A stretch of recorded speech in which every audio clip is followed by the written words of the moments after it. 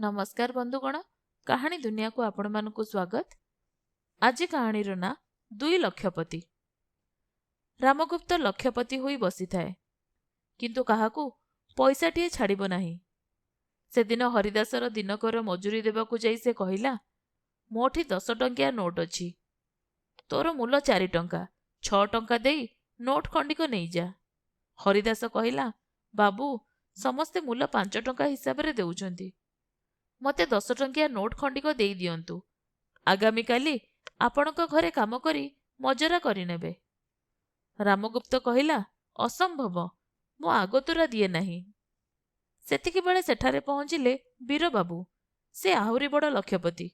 रामगुप्त तांको पचारिला, मोर 4 टंका दरकार, 10 टंका भंगाई देई पारिबे? एहा कही से नोटटी बढ़ाई देला।